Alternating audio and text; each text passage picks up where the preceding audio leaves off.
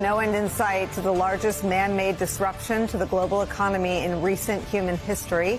Markets today resuming their plunge, the Dow down about 1,000 points. The sell-off gaining steam after the White House said goods from China would be subject to a 145% tariff rate. That's higher than what Trump had said yesterday, when he said that rate would be 125%. Essentially, markets spent yet another day trapped between what Donald Trump says he's doing and what his administration says he means when he says what he's doing. Brand new reporting by the New York Times reveals why this keeps happening and just how isolated Donald Trump is from any semblance of a policy process in his own administration. The New York Times reports this, quote, many of Trump's most senior advisors and officials were unaware of this major shift in policy until the last minute, because as recently as Wednesday morning, Trump was still indicating he was sticking to his previous plan, driving his sudden reversal, his fear that he and he alone would drive the world into an historic financial crisis.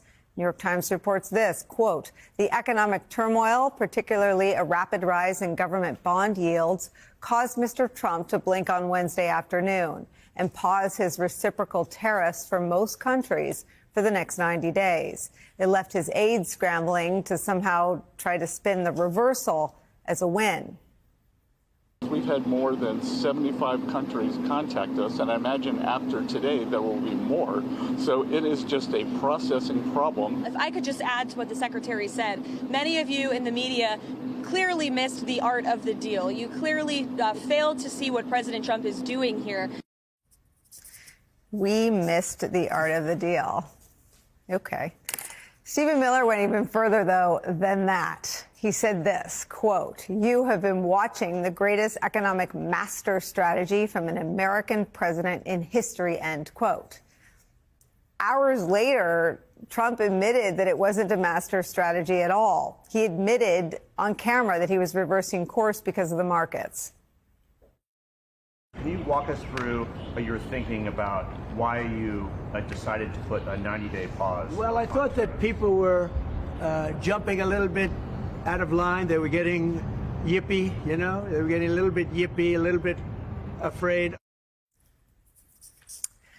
Markets were getting more than a little bit yippy, though. By Tuesday, Trump had wiped out $10 trillion in wealth in just a few short days. And it was what his team was fearing. The Times reports this, quote, behind the scenes, senior members of Trump's team had feared a financial panic that could spiral out of control and potentially devastate the economy, end quote. On Sunday, Bessent made a direct plea to Trump. Times goes on, quote, Mr. Bessent advised the president to focus on negotiating with other countries, saying Trump is the most adept negotiator there is. But he also stressed that Trump needed to articulate the end game of his plan because the markets needed more certainty. The president apparently absorbed only part of Bessent's message. On Monday morning, he drafted a Truth Social post to say talks were going to take place with countries. He changed it to say that they would negotiate. By Monday afternoon, he told reporters, quote, virtually every country wants to negotiate. There still was no coherent expression about the end game. Did the president want to use the levies as a negotiating tactic to cut better deals for the U.S., or was he intent on leaving them in place as a blunt instrument to raise revenues and force manufacturing back to the United States? 3 days later, the answer to those questions remains unclear to everyone. When he was asked about how he would decide his next moves, particularly exemptions on tariffs, he said this, quote, instinctively, Donald Trump's manufactured volatility continuing to fuel a market crash is where we start again today with CNBC senior economics reporter Steve Liesman. Steve, what is happening? Well, if you don't mind, I'd like to go back to my appearance on this show yesterday where I said that the announcement by the president was far less than it appeared to the market. And I think what happened is the market has come to that conclusion, that what happened was the president took off some of the reciprocal tariffs, but left a whole bunch of tariffs on and cranked up that tariff, as you correctly reported, on China to 145%. Well, what did that mean? It left us with tariffs that were not only just a little bit below where they previously had been. And I'll give you the numbers one more time here. We had tariffs of 3%. We went up to 30% under the president, and now maybe they're like 25%. So we still have the highest tariffs, or you want to call it one of the biggest tax increases in American history here. And that has not gone away. And so what happened is people lowered their forecasts, but didn't do away with their forecast for lower growth and higher inflation, which puts the Federal Reserve in this pickle here of they don't know what to do or how to respond. Nicole, what's going on broadly here, I hate to say this, is both American investors and global investors are selling America. And what does that mean? It means that everything that America produces right now in terms of financial assets are lower. Bonds are lower, the dollar is lower, and as you know, stocks are lower. Just again, Steve does such a brilliant job sort of standing in the breach between what I understand from covering Donald Trump almost every day for 9 years and what I'm trying to understand about how the global economy is reacting to a completely sort of uninhibited and really a silo in Donald Trump. He's not a part of any White House policy process at his own White House. Help me understand what that means for our economy. Well, I think the scary thing for the U.S. economy and the global economy was not that Donald Trump showed up as tariff man. He's often talked about that. It was that it was not done in any strategic or coherent way. It was kind of a flat earth tariff man. And I think when people saw the formula, they saw the kind of amateur hour of that. It wasn't just the, extraordinarily high numbers, but just the lack of any coherent justification. And I think what started to happen over 3 or 4 days was the administration reached its pain point on several levels. The pain point of people getting their 401k statements and seeing they maybe had 15, 20% less than they did in December. The pain point of hearing recession estimates going from 10% to 2030 to over 60% to people like JP Morgan saying they're more likely. And then this kind of loss of consumer confidence and job approval, which is bad for the economy, but also saps a president's power. And you could feel Republicans starting to stand up to him. So I think when you had this bond crisis, it wasn't that he only cares about the bond market, and it wasn't that it was a master plan to get there. It was kind of the final straw and a little bit of an off-ramp for the president to say, I've reached my pain point. I have to stop the bleeding. And you rightly noted that they started at first with the, oh, no, this is all part of the plan, master plan, brilliant negotiator. And then they kind of started to embrace later, no, Trump was being sophisticated and talking with the Secretary of Treasury about the potential failures on the bond market. Whatever it was the final straw. And I think, as Steve said, what happened was there was a sense of relief. It was suddenly a rational move. There was more discussion that he might be relying more on his Secretary of Treasury.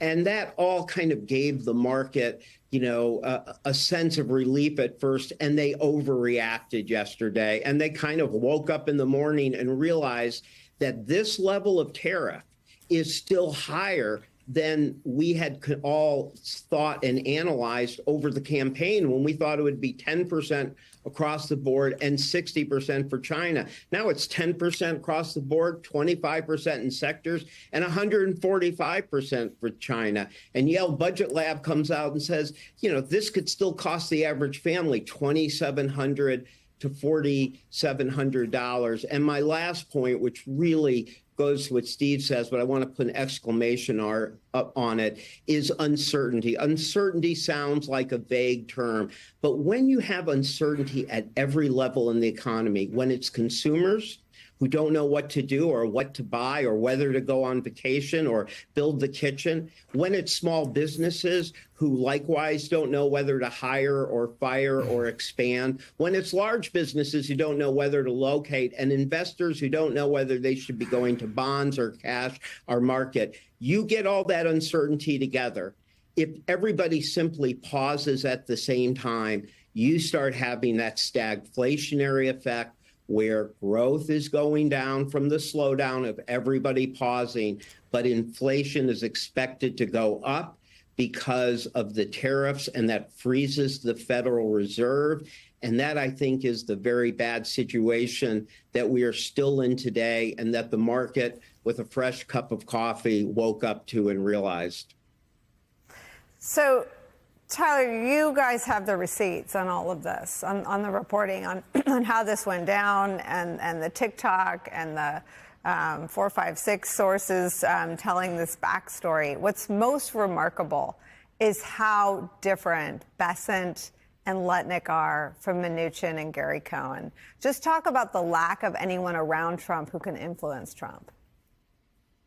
Yeah, I think that's what we saw play out over the last several weeks when the president announced he was going to go forward with this. And Nicole, I think it's important to note that it should be no surprise that the president wanted to instigate a trade war. He wanted to institute high tariffs across the board. He's talked extensively about this.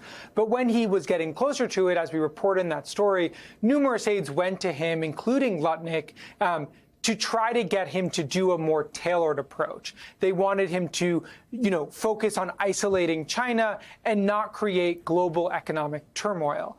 That clearly didn't work. And after he made that announcement on so-called Liberation Day, aides continued to try to get him to shape and shift the response somewhat. They were unsuccessful in doing so. And I think a key moment in this sort of reversal is on Sunday. Scott Bessent, the Treasury Secretary, goes on Meet the Press and then hops on a commercial flight and flies down to Florida to get a Trump is taking a big fall here.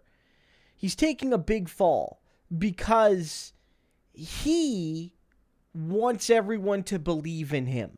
That's how he makes his money. He makes his money through image and belief in him as the great businessman. And he thought he maybe pulled it off with the instant market recovery yesterday.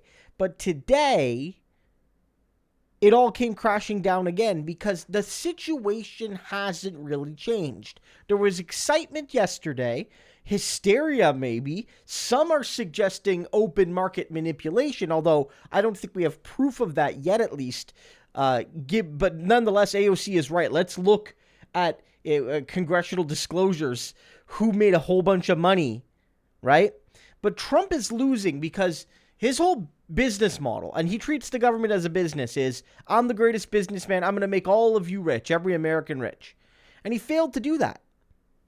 The underlying conditions haven't changed. So when the high wore off, you had a few too many glasses of champagne. When the levity wore off and you woke up the next morning with a headache, you realized, oh man, I made a bad decision yesterday, and the market collapsed again. Trump is not going to be able to dig his way out of this one. His whole model is done.